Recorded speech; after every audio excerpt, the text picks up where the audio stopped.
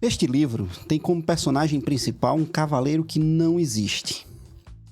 Olha o absurdo. Tudo que a galera vê e percebe andando por aí é a sua armadura branca, reluzente, impecável. Tudo o que sabem dele é o seu ofício, o seu dever. Um paladino exemplar, um guerreiro inigualável, um senso de dever extremo. Olha que livro maluco. Um cara andando por aí que só é reconhecido pelo que faz, como se seu ofício, o seu trabalho, fosse tudo que ele é. Vê se tem cabimento reduzir o ser humano ao seu trabalho.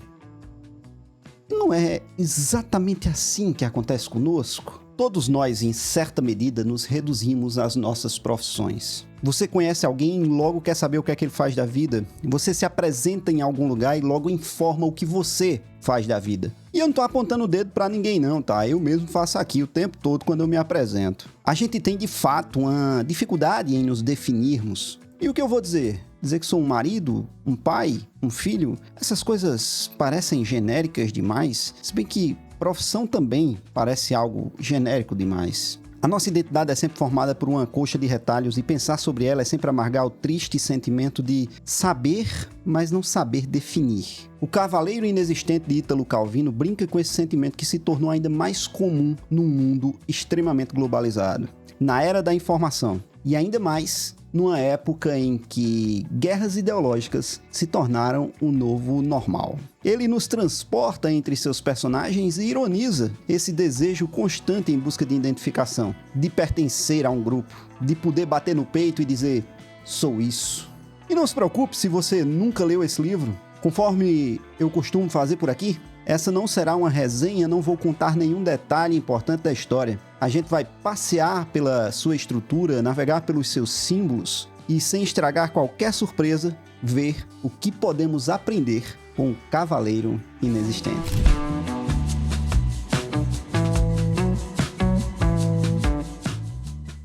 Olá, amigos, espero que vocês estejam bem, que Nosso Senhor nos abençoe. Eu sou o Rodrigo Leão, sou professor e aqui neste canal falamos sobre qualquer coisa desde que tenhamos um bom livro. O nosso autor de hoje é Ítalo Calvino, que nasceu em Cuba, mas não passou muito tempo por lá, já que seus pais, que estavam apenas a trabalho, regressaram para seu país de origem, a Itália. Ele chegou a cursar agronomia e letras, mas teve de interromper o seu curso para lutar contra os fascistas no exército de resistência italiano. Quando a Segunda Guerra finalmente acabou, aí ele pôde voltar e terminar o seu curso. Sua escrita é marcada por várias fases, sendo a primeira delas aquela que vai até 1950. Esse tempo é formado por uma literatura mais social, mais crítica, buscando denunciar elementos da sociedade. Se destaca, entre suas obras, A Trilha dos Ninhos de Aranha, que foi publicada em 1947. De 50 em diante, ele inicia a que ficou conhecida como Trilogia Nossos Antepassados, da qual faz parte o Cavaleiro Inexistente. A ideia era falar de épocas remotas enquanto trabalhava com ironia e bom humor, elementos da nossa identidade e das tradições.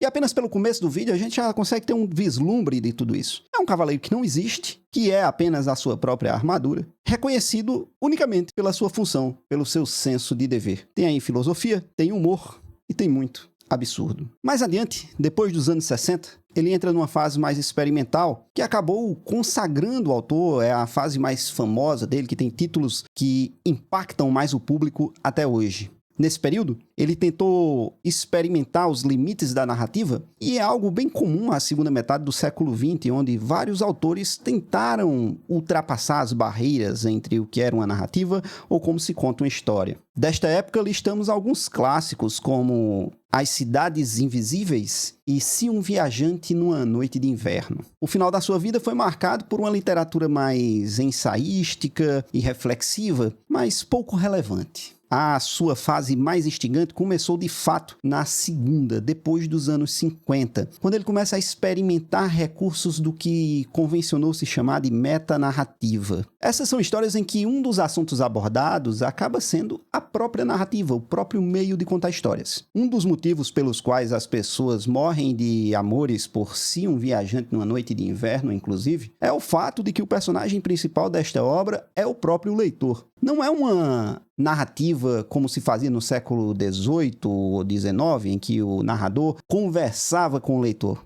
mas o leitor é o próprio personagem. E o Cavaleiro Inexistente também tem um pouco dessa metanarrativa, porque a narradora que está contando a história é também personagem do livro e fica o tempo todo refletindo sobre o seu processo de escrita. Eu que estou contando esta história sou irmã Teodora, religiosa da Ordem de São Columbano. Escrevo no convento, deduzindo coisas de velhos documentos, de conversas ouvidas no parlatório e de alguns raros testemunhos de gente que por lá andou. A história de Agilulfo, o personagem central da nossa história, o cavaleiro inexistente, aquele que é reconhecido apenas pela sua armadura, se passa em pleno auge da Idade Média. É o reino de Carlos Magno, monarca ao qual o personagem serve com total lealdade. E esse rei ficou famoso não apenas pelas guerras expansionistas que empreendeu, mas também pelo seu forte incentivo às artes e também ao ofício dos escribas. Por essa época que se intensificou essa atividade, que é a função, dentro do mosteiro, da personagem que narra a história. Esse período foi marcado por um forte senso de honra e moral. Foi dessa época a construção de modelos de cavalaria que permanecem até hoje no nosso imaginário, como as histórias da Távola Redonda, os contos sobre combates, sobre duelos. Calvino não traz isso de forma neutra e trabalha com ironia que beira o absurdo de tal forma que eu me peguei em vários momentos lendo O Cavaleiro Inexistente e pensando num filme que muitos de vocês podem conhecer, Em Busca do Cálice Sagrado, do grupo inglês Monty Python. Esse material é um exemplo, um ícone do humor absurdo, porque as situações que lá são retratadas, apesar de serem minimamente fiéis ao contexto histórico que se refere, colocam situações tão fora do comum, do habitual, extrapolam tanto a barreira do ridículo, que acaba nos despertando um humor diferente, diferenciado, ao qual não estamos tão habituados. E aqui, no Cavaleiro Inexistente, também tem muito disso. Há passagens, por exemplo, em que as cenas de combate em pleno campo aberto, típicas do período medieval, são retratadas com um sujeito caminhando entre os corpos e interrompendo os duelos, perguntando se um dos dois envolvidos ali é determinado cavaleiro, e quando recebe uma resposta negativa, pede desculpa e continua procurando novamente o seu alvo. É esse tipo de situação que vai sendo construída ao longo da história, que vai construindo esse humor absurdo, diferente, mas cheio de ironia. Agilulfo arrasta um morto e pensa: ó morto, você tem aquilo que jamais tive nem terei, esta carcaça. Ou seja, você não tem, você é esta carcaça. Isto é aquilo que às vezes, nos momentos de melancolia, me surpreendo a invejar nos homens existentes. Grande coisa. O nome completo do personagem principal desse livro: Agilulfo Emo Bertrandino dos Gildiverne e dos Altri de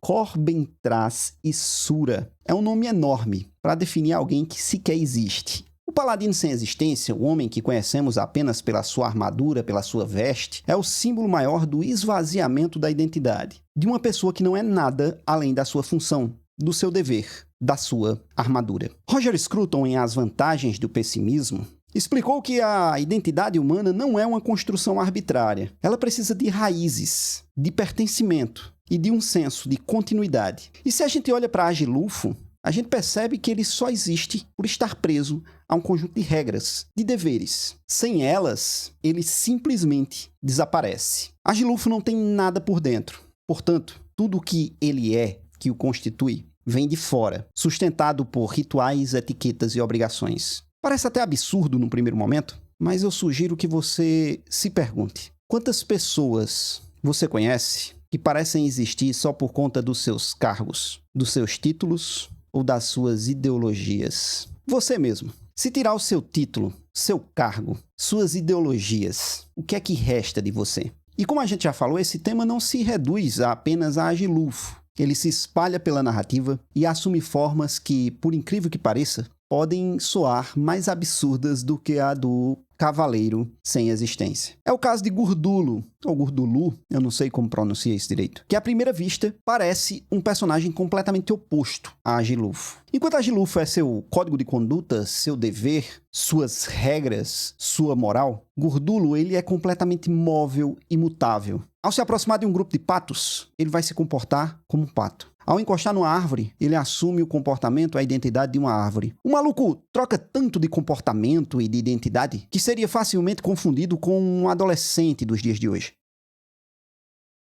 Até o nome dele representa isso. Enquanto Agilulfo tem aquele nome gigante, que eu falei no começo do vídeo e eu não vou repetir, Gurdulo tem um único nome e, mesmo assim, muda de acordo com a localidade, com o lugar, com a tribo que o conhece. Toda essa volatilidade de Gurdulo nos faz lembrar Edmund Burke. O autor de Reflexões sobre a Revolução na França nos lembra da necessidade de identidades serem construídas sobre bases sólidas e alerta para o perigo de substituir essas tradições nas quais as identidades se sustentam por elementos artificiais, voláteis. Quando uma sociedade rompe com suas estruturas, com suas tradições, o que é que sobra? Gurdulo é esse exemplo de indivíduo sem família, sem sociedade, sem nação, sem tradição. Quando não temos nada disso, o que é que sobra de nós? Hoje, existem inúmeros grupos que pregam a total erradicação da família e da religião. Afinal, o que é que eles pretendem com isso? O que é que eles querem colocar no lugar? Você pode até achar que a sua identidade não depende de nada disso, que todo esse papo é a mais profunda bobagem. E nesse caso, convém perguntar: o que é você? Você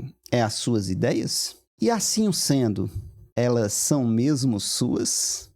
T.S. Eliot, em Notas para a Definição de Cultura, argumenta da mesma forma que Burke que a identidade precisa de raízes sólidas sustentadas na tradição. Quando o homem moderno rejeita todas essas tradições, ele corre um sério risco de se tornar um sujeito perdido, vagando por aí, assumindo diferentes identidades de acordo com os grupos nos quais se encosta. Ele vira um gurdulo. E o pior é que muitas vezes a modernidade tenta resolver isso criando rótulos ainda mais voláteis e fragmentados. Assim como acontece com o personagem de Calvino, quantos de nós não sustentamos toda a nossa identidade em rótulos identitários? Quando você se apresenta em algum lugar, quem é que está ali? Você consegue afirmar com total certeza que daqui a 10 ou 50 anos, este mesmo rótulo servirá para você? O problema é complexo, mas na obra de Calvino, por meio da negação, do humor e da ironia, a gente pode encontrar um caminho possível. Claro que o personagem central, Agilulfo, é tão problemático quanto o seu escudeiro, Gurdulo, pois a sua identidade apenas apresenta problemas diferentes. Mas o grande problema, o nó de toda essa questão, não é só a falta de identidade, mas a falta de um propósito maior, externo ao personagem e completamente imutável. Sem isso, a gente pode cair no relativismo total e a identidade é reduzida a um mero jogo de aparências. Alasdair MacIntyre argumenta em sua obra Depois da Virtude que nós precisamos de um propósito maior para que a nossa identidade faça sentido.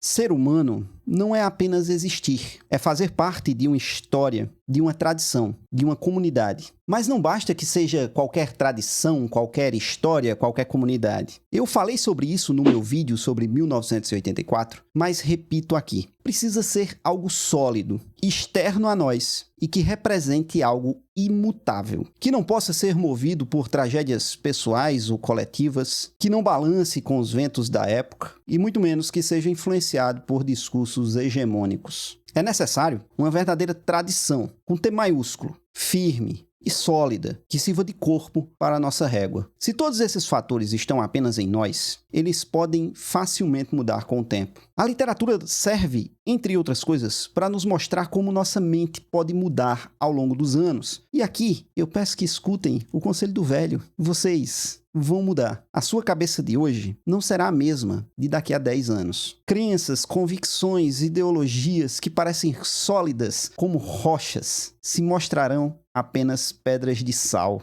Se nos apegarmos a elas com todas as nossas forças, nós corremos o risco de sermos agilulfos, sujeitos construídos em cima de miragens, de mentiras que não somos capazes sequer de sustentar. E há também o seu caminho complementar, depositar todas as suas convicções, toda a sua força identitária em tribos e ideologias que vêm e vão com o sabor do tempo. Rompendo totalmente com o passado, a gente rejeita as tradições para tentar se encaixar nesse novo grupo, nesse novo pessoal, tentar construir uma nova e remodelada família. Dessa vez, a gente corre o risco de nos tornarmos gordulos, sem identidade alguma, completamente aptos e vulneráveis a assumirmos a identidade daquilo no qual nos encostamos. O Cavaleiro Inexistente é uma obra cheia de ironia e humor, mas sem escrachar. Há uma classe, uma elegância em seu riso. Independente de sermos agilufos ou gordulos, este é um livro que nos faz refletir enquanto nos diverte. É pequeno,